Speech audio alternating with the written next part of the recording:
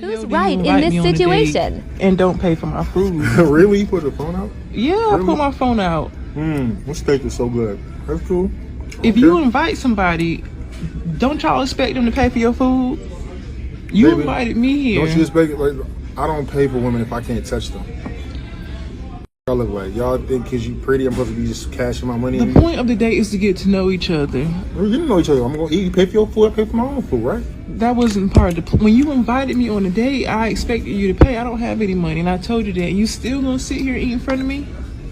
Why would you come to a date with no money? All right, here we go again. So this is coming from In the Know by Yahoo, I guess. It says creators are calling out passport bros in their pursuit of traditional women in foreign countries. They are traditional because they are taken care of. You know, this is by Nia Balao, I guess. Balao. I'm not sure what kind of name this is. I'm not sure what country this is from. It says, as self-proclaimed passport bros continue to flaunt their journeys, the backlash against them increases. For those unfamiliar with this phenomenon, passport bros are black men who travel to foreign countries in hopes of testing out the international dating pool and finding love overseas. According to some of the passport bros, the draw of dating foreign women is that there's a higher likelihood of finding a traditional wife. Austin Abetia, I've seen this name before, this guy, yeah, I remember this guy, is a lauded passport bro who proudly made a name for himself and his adventures on TikTok. On May 22nd, Abetia, who goes by the username Digital Bromad, shared 3 important reasons why dating overseas is easier for an American man. First of all, in the last video that I did, I mentioned the fact that Abetia is not a black male, so he's not a passport bro. He's either considered a passport Joe, or if he's a different ethnicity, he's something else. But he's not a passport bro per se. Passport bros are black men. Okay, so anyway, first thing, and this is funny, you're exotic. I know it sounds crazy, you have an accent. The American accent is kind of trash, to be honest. But the fact that you have one, I think peppers your words and gives everything you say a little bit of weight. A little bit of spice, Abetia exclaims. The second thing, and this is really important on dates, people love showing off their country and love showing off things they love. Okay, first of all, when you're a passport bro, chances are you're traveling to a country where the cost of living and the exchange rate is far in your favor, to the point where, let me just help you understand. These women in these other countries, they don't give a shit about your accent. They don't know anything about your accent. It's got nothing to do with your accent. There's no pepper in your accent. You see, and this is the reason why we have to be careful who they are able to attribute these labels to. This guy is a regular guy who travels over there. He's a passport Joe. These women don't give a damn about your accent. They don't care. They can't tell the difference between a New York accent, a Texas accent, or a Canadian accent. They can't tell the difference. No. The reason why you're special is because chances are, especially if you go to some countries, you probably make 2 to 3 times as much money as their men make per hour. So you're definitely dealing with a way better exchange rate that's in your favor. So the women there who are marriage-minded are interested in having a husband who is financially secure, definitely stable, and in many cases they prefer older men simply because they know that older men are more likely to be marriage-minded and ready to settle down.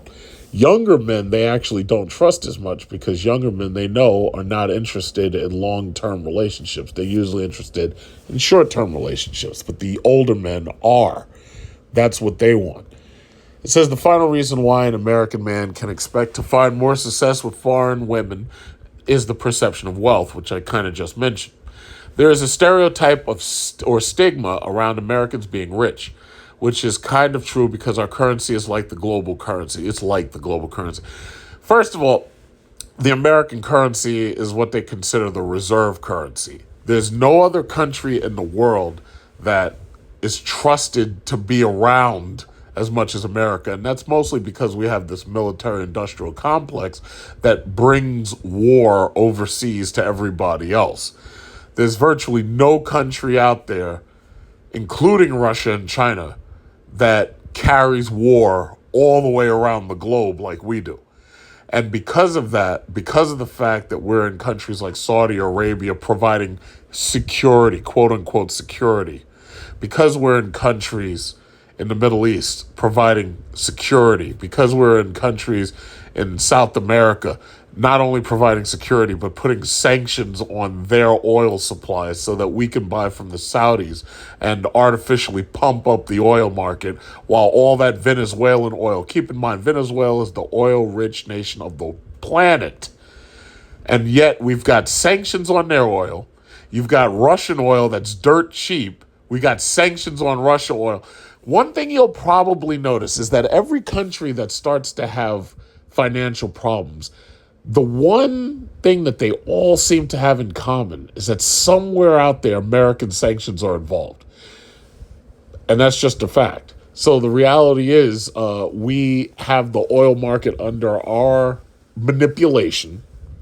And there are a lot of other countries out there who would love to pay you top dollar for your currency when you come to their country. I experienced that while I was in Maldives. If you use your bank card to take out money from their ATMs, you wouldn't experience it. But if you use cash money, they're willing to pay you more than the exchange rate just to get your American US dollar cash. When I was in Maldives, I only had like maybe a couple $100 in cash because I usually pay for everything on my debit card or my credit card. And I realized that while I was over there, had I brought American dollars, they were willing to pay top dollar for them. They were willing to pay you, They were willing to pay you like almost 15% more than the exchange rate was, which I felt was interesting. But you also have to think about when that was. I was in the Maldives pretty much right around the time that Russia broke out in war with Ukraine, and then America started putting sanctions on Russian oil and blah, blah, blah. So anyway, it says you make $60,000 a year, you can live like you make $120,000 a year relatively comfortably. But experiences and things money can provide makes a huge difference in dating. Then it says, on June 7th, Los Angeles-based creator MJ provided her thoughts on the Notorious movement. Who's going to tell these men that American women are some of the last demographics of women to catch up with what we're talking about right now? She asked, you think Russian women are going to put up with your shit? You think Asian women are going to go 50-50 on you with a bill? You think French women are going to sleep with you just because you showed up? Well, first of all, I think I speak for most passport bros when I say this. But if you're a passport bro and you go to one of these other countries and you meet one of these women and you do take them out for a date, I'm willing to bet that most passport bros, and when I say most, I mean like 99.9% of them, they're not asking these women to pay the bill. You see, and I'm going to get to it in a minute. I don't want to give away the butter of the story just yet. I don't want to give away all the butter and the spice and the pepper. But the reality is, when you go overseas and you date in these other countries, dating is 100% different. Women here are complaining that men aren't dating them. Men aren't taking them out for dates because, to be perfectly honest, the men are disgusted with their behavior. There was a video, and I might try to put it on to this video, where this guy takes this chick out on a date, and she's busy looking at her phone, and the guy refuses to pay for the date because she's busy looking at her phone. So basically what he's saying is, you're not even paying me attention, so why would I pay? It's like, yeah, you pay for your food, I'll pay for mine. That's basically what it is, right?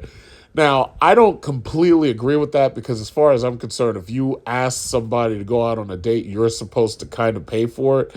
However, in this case, I think he had his own internal reasons. I think he felt like he was being ignored, or he felt like he wasn't getting anything in return, whatever it is. But I think I speak for most passport bros when I say when they go over to other countries, they're not asking the women over there to pay for dates. When I was in China, I never asked a chick to go half and half with me, ever. I never did. The only time you would ask a chick to go half and half is if you were just friends and y'all just hanging out. And I mean, just friends, nothing romantic going on. But I'm pretty sure most passport bros, when they tell a chick they want to go out to eat, first of all, it's because when they're touring around with her and they're walking around with her and they're looking and seeing all this stuff and looking around and everything. The dude, if he sees a nice restaurant that he wants to go to, he just wants to go to the restaurant and he knows he has more than enough money to afford it. Like when I was in Thailand or when I was in South Korea, like there was never a restaurant where I would look at it and say, yeah, that's too expensive. Now here in New York City, there are some restaurants where you're talking about like $150 a person. I never saw anything like that over there. Like one of the restaurants I'm thinking of is Le Grenoir. It's a French restaurant in Midtown. This is literally $150 a person. Actually, I think it's $175. It's more, when you do the tip, it comes out to about $200 a person, right? I never saw a restaurant over there like that. When I was in China, we went to the top of the Jinmao Tower in Pudong. And that was American food in that restaurant. And that was the most expensive food that I had found while I was over there. And it still only cost like $40 a plate. But here in New York City, it's like 4 or 5 times more expensive. But I never, ever asked a date to pay half and half. So the thing about it is, a lot of these women, they're interjecting their own personal issues with dating. As in, number one, they're not getting the dates they want. And number two, the guys who go out with them don't want to pay for the full meal because the guys feel underappreciated. As far as they're concerned, what the women are doing is the women are dating them and then probably not giving them anything in return and using them for dinner dates. There was a New York Times article and there was a couple of studies done that actually literally said that women were using men for food dates. So for the most part, a lot of these dudes don't even want to go out on dates. There was also a recent study, and I know I covered it, where it said that men don't want to go out on dates because they feel that it's like a job interview. And they specifically said that. So the thing about it is it's easy to criticize me, but even if you take me out of the equation, what you see is that you see a lot of men who have become jaded towards dating modern American women, period. It just is. And I'm not now, and I know some people try to paint it as you're just talking about one race of women. No, I'm talking about all races of American modern women. Better Bachelor, his name is Joker. He talks about single white females saying the exact same things. We're not getting dates. Men treat us like we're invisible, blah, blah, blah. So for the most part, this isn't limited to any one color, even though some people would like to say it is in order to create a false sense of discrimination. It's not. It's all of them. And they're all saying it. And there's study after study, there's survey after survey, there's statistic after statistic, and it's all backing up what I'm saying right now. So anyway, it says, according to MJ, the reason American men are having a difficult time finding a traditional woman in America is that there's no such thing as a traditional home or family structure. I don't believe that that's true. There is a traditional home and family structure. The problem is you're finding it only among immigrants. You're finding it among illegal aliens who are coming into the country and being adopted by the government. You're finding among some cultures, some religions. You're finding there are traditional families. The problem is you're not finding them in some places, some areas, some cultures, some ethnic groups just don't have it anymore. There are some who strongly keep it going and they perpetuate it, but there are some that just don't have it anymore. So this is highly subjective. It really is highly subjective. It says, and I think it's ironic that American women in response to this are going, oh, I can make my own money and I don't have to have kids and go through the painful process of labor and raising children alone.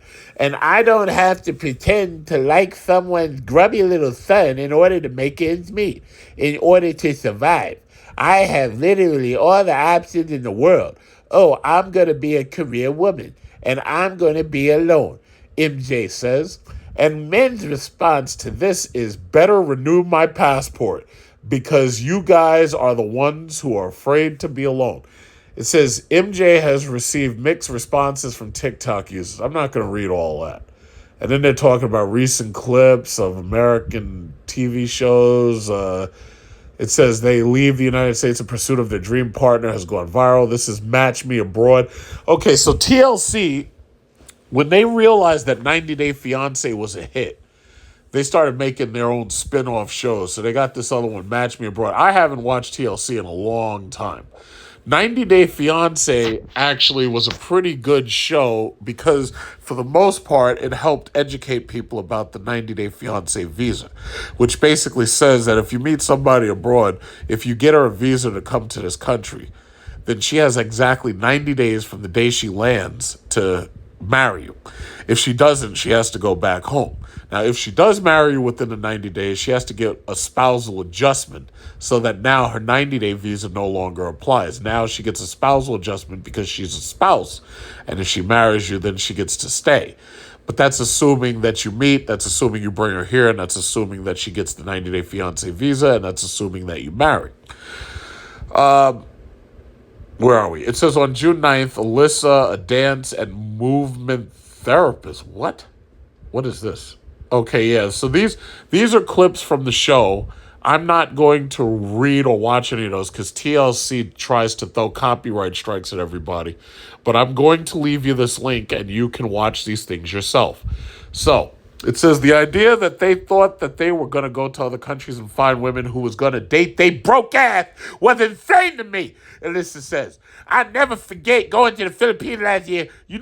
Talking to my friends, and I was like, yeah, I'm in America. They be like, arguing about 50-50 on everything. And they looked at me dead ass, and it was like, are these grown-ass men or these young-ass boys? Okay, first of all, I think I speak for 99.9% of all passport bros who've gone to the Philippines. And I've been to the Philippines twice. I've made plenty of videos about it. And I've never asked a female to go 50-50 on a date. Not once.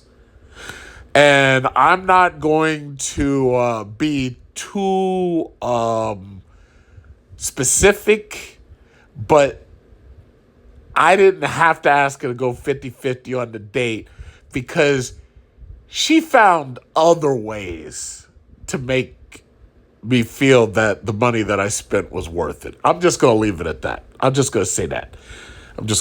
So we were willing to work with men.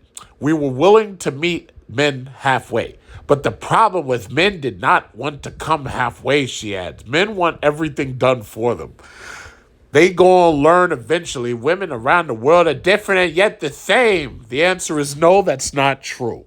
There are women here who want to believe that all women are the same because they're trying to improve their odds against men leaving. Because now they really do see that men are serious. See, the sad thing about it is, before I continue, women have had the mic for way too long in this country. If you really think about it, look at all these talk shows. You got The View, you got that shitty ass show, The View. You have no idea how infuriated I am when I watch that show and they're talking about topics like politics. Number one, it's overwhelmingly liberal, which I'm not. When they talk about gun control and they're saying stupid, ridiculous shit about automatic weapons, which, as you know, are not currently sold because we have bans on automatic weapons. But they don't understand that, and they say stupid shit that just flies over everybody's head, and the people act like seals, and they just clap like trained seals. So Whoopi says something to Joy or whatever, and it sounds like this is how it sounds. And they wait for the audience applause.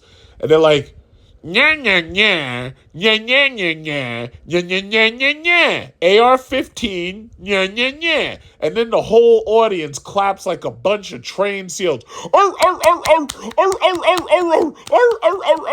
And they all just clap like seals. It's incredibly infuriating to watch that stupid shit.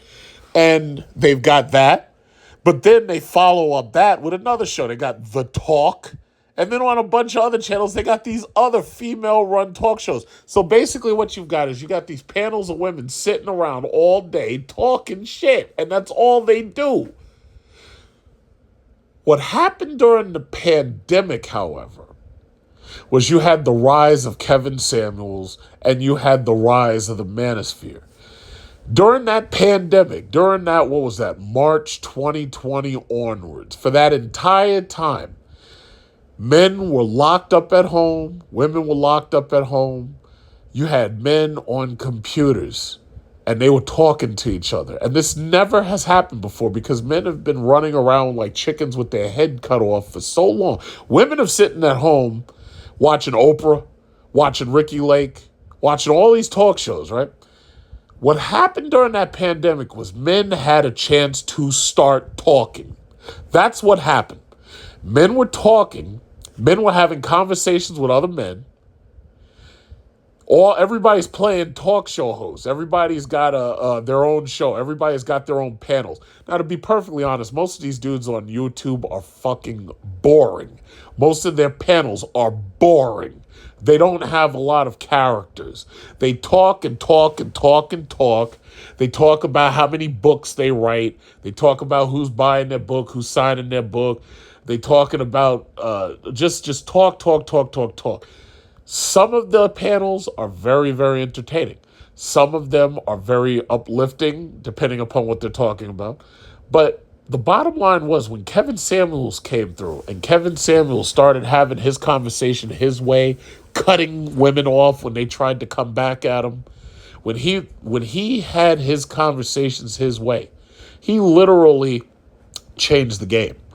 And a lot of men were sitting back watching this and seeing how powerful his show was getting, seeing him getting thousands of dollars a night, every single show he did, thousands of dollars, seeing him making money, seeing him railroading disrespectful females and whatnot, and then all of them tried to do the exact same thing.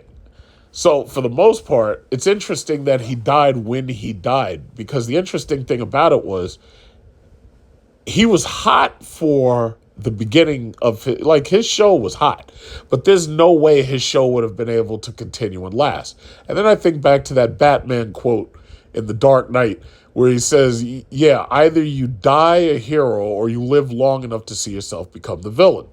Basically, either you die relevant or you live long enough to become irrelevant, because that's what 15 minutes of fame is. 15 minutes of fame is basically you're hot right now, but eventually you won't be. So you got to make as much money as you possibly can. You got to make as many connections as you possibly can right now, because chances are your 15 minutes ain't going to last that long time. There are some people 15 minutes of fame lasts for years.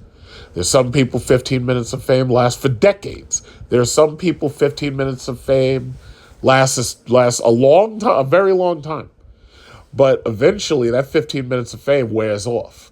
Either it's because your audience moves on and they get bored, or it's because something happens to you and you're no longer able to, give what you were giving in order to attract the people you attracted. So the bottom line is that 15 minutes of fame, as far as I'm concerned, Kevin Samuels, yeah, he had a strong run, a very, very strong run.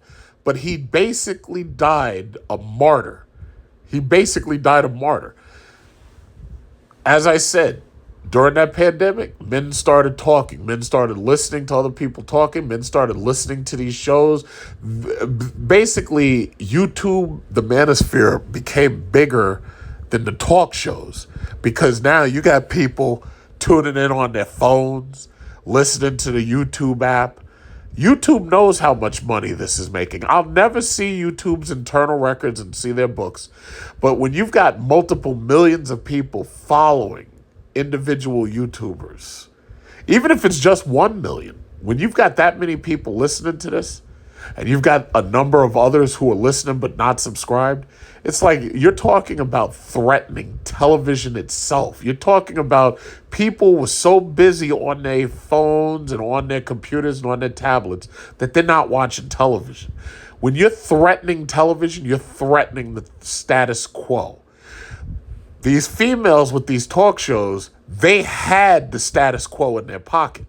But now you got people on the internet and they're getting their news from the internet. They're getting their entertainment from the internet. They're getting their entertainment from the manosphere. They're getting their entertainment from content creators, regardless what channel they're on. That threatens the status quo. And they don't like seeing the status quo threatened. So the reality is, Passport Bros, as you can see, the story continues. It actually ends right about here.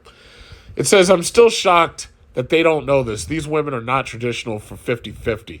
They are traditional because they are taken care of. When men and women endorse these traditional gender roles early in a relationship, undoing those views in marriage was difficult, wrote Ellen Lamont of The Atlantic. The married men I interviewed often left caregiving and housework to the women, while husbands consider themselves breadwinners and decision makers. This behavior fell in line with national trends, as American Time Use surveys showed. Women still do about twice as much unpaid labor in the home as men. Now, I have no idea how now these people are supposed to be journalists. If you really look carefully at the story, how much of this has anything to do with Passport Bros? It has almost nothing to do with it. Ending this by talking about unpaid labor? No. What this comes down to is somebody writing who has an agenda, and they don't know much about the Passport Bros. And because they don't know much about the Passport Bros, they can't spend much time talking about them beyond what they've seen and heard on TikTok. So what they're more focused on is talking about how the men make more money and how being a woman's an unpaid job. Let me explain something to you. Nature has it set up a very, very specific way. Women have breasts, women have uteruses, women have vaginas. Women deliver children and keep them at home and suckle them and raise them and grow them basically the same way you have a cow grow a calf from 100-pound baby calf into like a 400-pound cow. That's how it works. That's how nature intended it. Men go out and they do the dangerous, difficult, and dirty job, whether that's hunting for food, as in looking for animals to kill, killing the animals and bringing them home for dinner. Men have always had the difficult, dangerous, and dirty jobs. Just because women decide that, we want to enter your level of work and we want to have difficult, dangerous, and dirty jobs, you have to make a choice. Sociology teaches you're either going to go the mommy track or you're going to go the career track. If you want to be a gunslinger cop, you can do that, but you're going to suffer because you're going to have to sacrifice your family. You're not going to have time for family. You're not going to have time for children. I understand that they have, maternity leave and everything. But the thing about it is the short amount of time that you get for maternity leave, most women aren't willing to do that, especially if they're, doing law enforcement duties and stuff. Most women aren't going to want to do that. Then you have the women going away to wars as military officers and whatnot, soldiers. Same thing applies. You're either going to choose the mommy track or the career track. Then you have the school track out there, which is basically keeping women in school for so long that by the time they say, yeah, I'm done with school and now I got my PhD, got my MD, I got this D, I got that D. But the problem is now they're 40 years old and now they can't find a man who they can build anything with because the men that are out there, they don't want, because those men are beneath them. They're not as educated. They don't have as much money. But the men that they want the brain surgeon who's not interested in them because he either is already married or he's getting a younger wife. So it's a trade-off. It's a sacrifice. And that's just what it is. It's like you're going to sacrifice. One way or another, you're going to sacrifice. So the thing is, this is how nature has it set up. That's nobody's fault. That's nature's fault. So if you want to write a letter, write it to God or write it to Mother Nature, whoever you believe in, write it to Buddha, whatever. Nobody cares. But the bottom line is that's a nature thing. That's how nature has it set up. Don't blame anybody for the natural order of things. That's just what it is. So this whole thing about wage gaps and all that, I don't believe in any of that. I'll tell you what. If I ever see a bunch of women, a team of women building a space shuttle and building the launch brackets to launch a space shuttle and building rockets and mining the hydrogen, the liquid hydrogen to put in the rocket. If I ever see women doing those jobs, I guarantee you that if I check their paychecks, they're making just as much as the men make to mine liquid nitrogen and liquid hydrogen and to build the brackets to fire space shuttles into space. I've never seen that. I've never seen a woman, I've never seen a group of women building a bridge. Now, there was this one set of women who did design a bridge, but that bridge actually collapsed, and they don't talk about that anymore. You probably know what I'm talking about. I've never seen women on the side of a bridge pumping rivets into the side of the bridge. Like when the Brooklyn Bridge was built, when the Manhattan Bridge was built, and you know how you look in those pictures and you see those old historical pictures?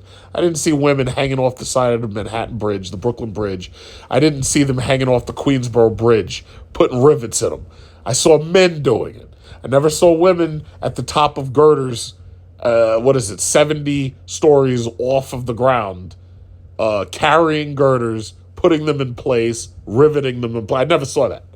So when you start doing those jobs, I'm pretty sure if I look at your paycheck, it'll look exactly like the man who's doing that job. I'm pretty sure. But you already know that's not going to happen because you know that's not the reality. You know that's not true. You know it's not true. I've never, ever in my life, I've never seen a woman jackhammering the street and breaking up gigantic chunks of concrete and granite. I've never seen it, ever. But I'm fairly certain if you show me a woman with a jackhammer who's jackhammering the streets, and I compare her paycheck to a man who's been in that job and worked the same amount of time that she did, I'm guaranteeing you they make the same amount of money. And she might even make more. But I'm guaranteeing you they make at least the same amount. So when you show me the woman who's building launch brackets for missiles, yeah, okay, show me a paycheck. I guarantee you it'll look just like the man's paycheck. It'll probably be 1 for 1, especially if it's a government job, because this socialism, they pay everybody the same amount. So don't tell me that bullshit, please, because I've had my medical evaluation and they check psychological evaluation at the same time. You can't fool me. You can't. So that's the story that they had. It's a joke. This is crap journalism at its best. There's really not that many Passport Bro stories. So what I will interject about these creators that they're talking about, what I will interject is that women now are starting to take men seriously. At first, they thought it was just a phase. They're like, oh, yeah, the guys are just saying that they'll leave it. No. They're seeing these dudes getting their passports. I also mentioned it earlier on somebody else's panel today. The Passport Bros, well, first of all, the Passport Bros, again, these are black men traveling. These are black men looking abroad for relationships and marriage. One of the things that came to my mind is that the women use TikTok in order to shame, blame, and explain. And they call the men tricks, and they call them, and they're saying the same things that they're saying here. Oh, yeah, the women don't want you. They don't want to go 50-50 and blah, blah, blah. But one thing that came to mind is that what the men ultimately did, the men who are Passport Bros, what they did was they literally weaponized vacation photos. Like, you remember in the old days how if you'd go, well, this is really old, but if you'd go on vacation back in the 80s, back then, the only way you could share your vacation photos was usually you had slides. And those slides were like carefully prepared, like negatives from your camera film. And they would be prepared into slides. And then they had a little block around it. You put it into a slide machine. And the slide machine would allow you to click left or right. You'd go from slide to slide to slide to slide. Once we got smartphones, that was 2007 when Apple came out with the iPhone, right? Once we got smartphones, we had cameras in smartphones, and it became easy to send photos over the internet. Because I had BlackBerry 9000, I had a Sidekick, I had a Nextel i870. Oh yeah, you could send and share photos, but it wasn't until social media that you had the ability to send and share photos on the level that we have. Long story short, what the Passport Bros have basically done to clap back against all the negative insults that they were getting from TikTok and these other social media channels like Instagram or whatever. But it was, for the most part, it was TikTok. They literally weaponized vacation photos. That's what they basically did. So when these women would say something about them, they didn't even have to make a verbal reply. All they had to do was post up some vacation photos like, oh yeah, you're saying I can't get any good women? Well, boom, look at this picture. Boom, look at that. Oh, you're saying that when I'm abroad, I'm living broke? Oh yeah? Boom, look at this picture. Look at where I am. Look at this condo. Look at this pool. Look at this mall that I'm next to. Look at this. Look at all this that I got right here. Look at this warm weather. Look at this water. The Passport Bros effectively weaponized vacation photos. That's what they did. The Passport Bros weaponized vacation videos, vacation photos, and in some of the articles I've read, you've seen the women complaining, oh yeah, well, they're taking videos with these women and there's other...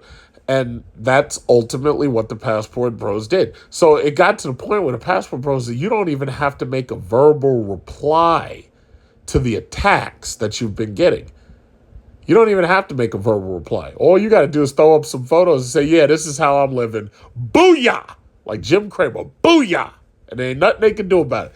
Because this is what it comes down to. The people who you're arguing with, these women on TikTok specifically, they have such tremendous egos that as far as they're concerned, the argument ain't over until they get the last word. Have you ever argued with somebody who refuses to, quote unquote, lose the argument? Have you ever argued with somebody who refuses to stop until they get the last word? Well, by weaponizing these vacation photos, weaponizing these vacation videos, you have the last word. And that's what it really comes down to. You have the last word because you can't argue with that. You can't argue with that. It's just like taking a Passport Bro video and responding to it. Notice that they don't do that anymore. They don't take your videos. They don't take your audio logs. They don't take that stuff and respond to it. Because if they try to do a response video, you're going to ultimately have the last word because your video is set in stone. It is what it is. It's like 100 years from now, your video is still going to say the same thing it did right now. If they somehow got you into a courtroom and the judge is listening to what you're saying, if the judge took my video right now and brought me into a courtroom, regardless, order in the court and all that bullshit about you're in contempt, whatever I said in this clip is evidence, period.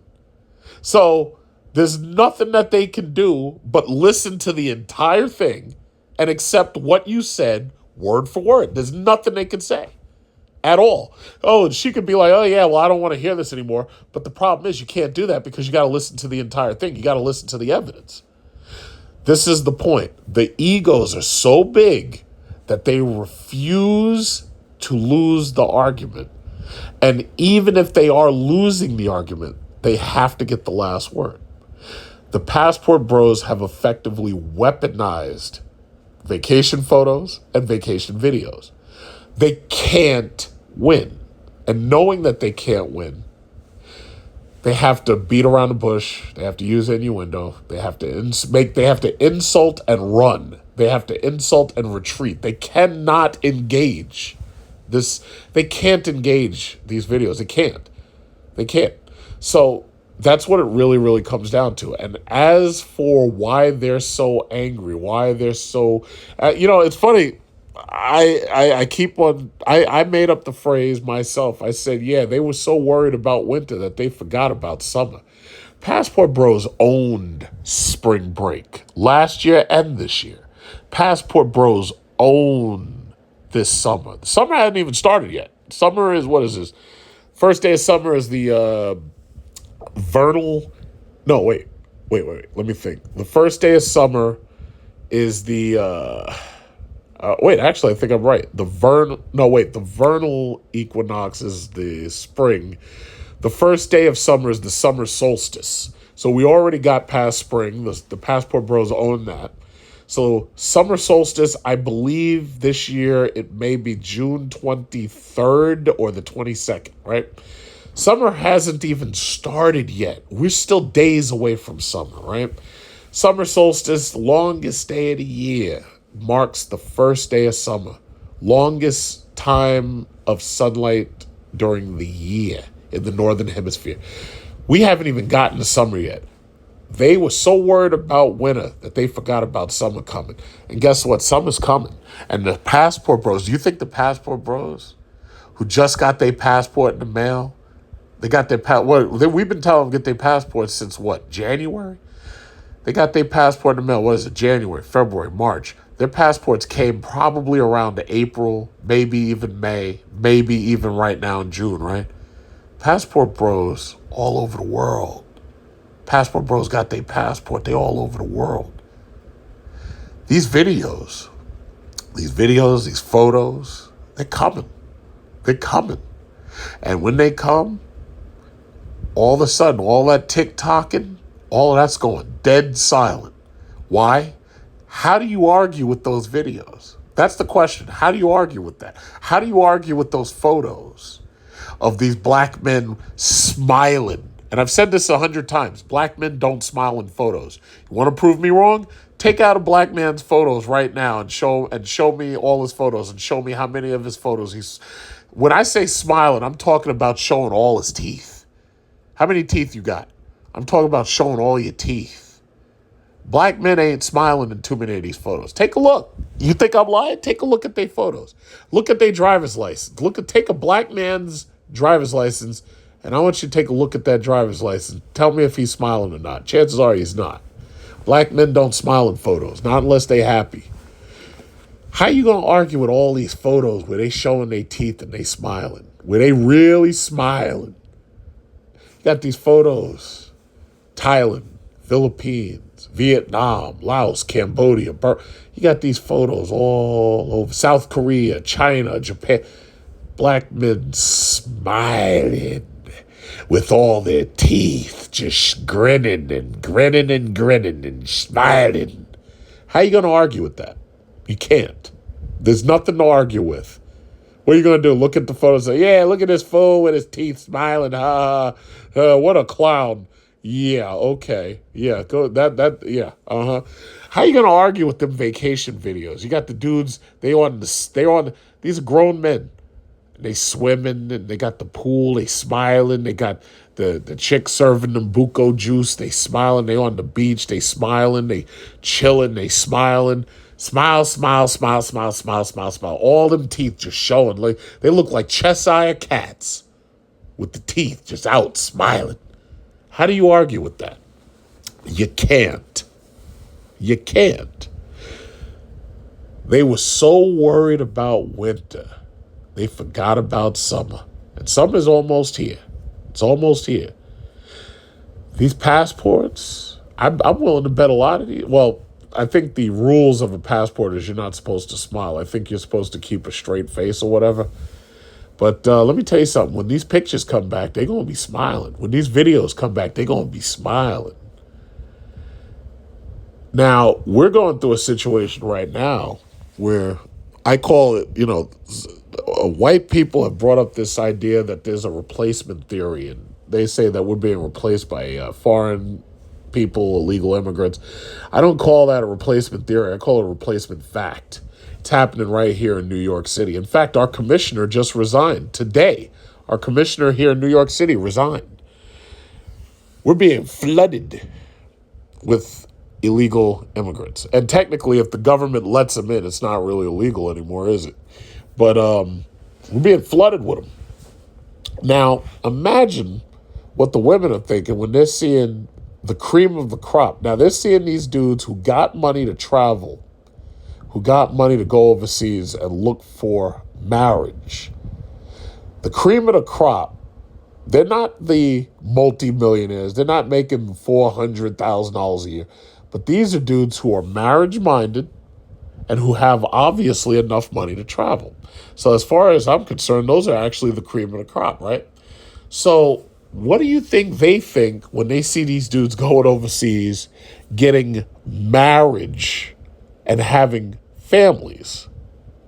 I'm pretty sure they think they're being replaced too. And if they do think that, chances are they're right, because they are. It's no longer a replacement theory. It's a replacement fact. And that's just what it comes down to. So there's a couple of videos here. There's a couple of TikTok videos here. I'm not going to play them right now. You can just look at this latest article. But that's where we are. So summer's coming. We're only a couple of days away. We're almost there. Summer's coming. And we're getting ready for it. But understand something. For every negative comment that they put on TikTok, that's another brother who's going to be smiling in a photo or smiling in a video when he posts that. And he posts that in response to that TikTok video when he claps back. So just be prepared. I want you to just remember that I said this. I'm the first person that said this. You haven't heard nobody say this.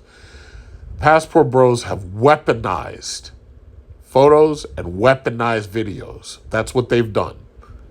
Now, I said that earlier. There were other people who didn't want to address it because they knew I was right, but I was right. That's what it is.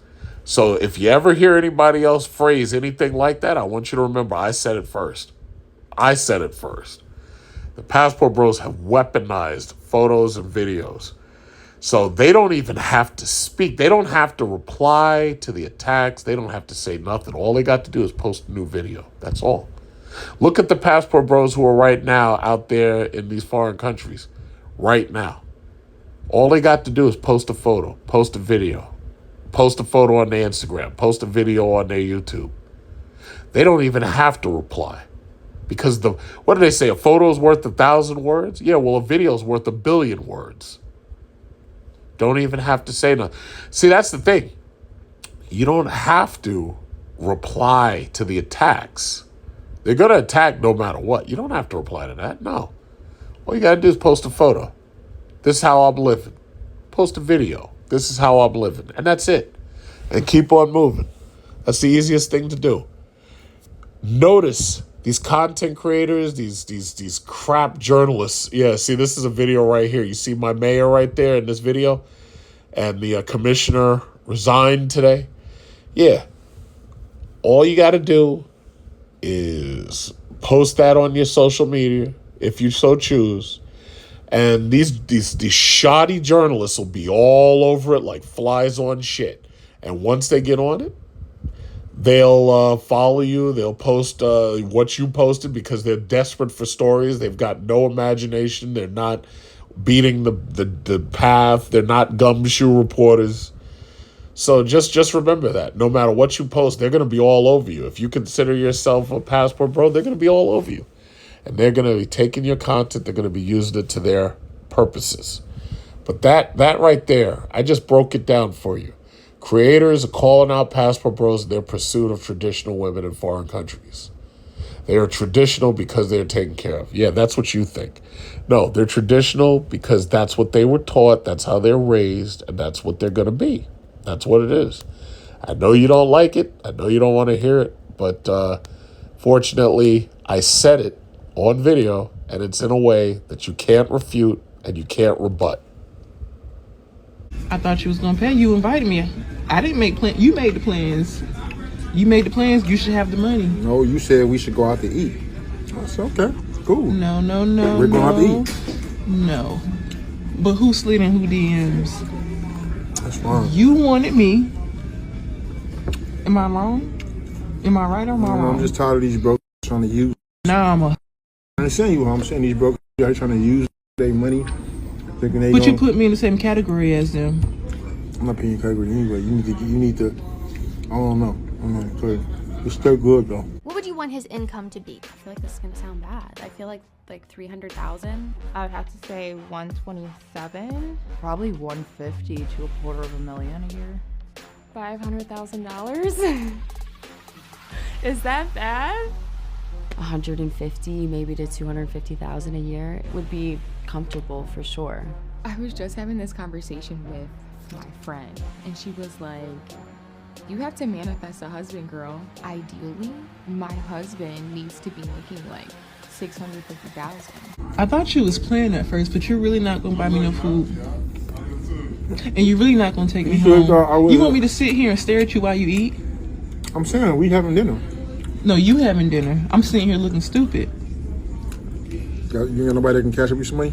No, you. That's why I'm here with you. You ain't got no money?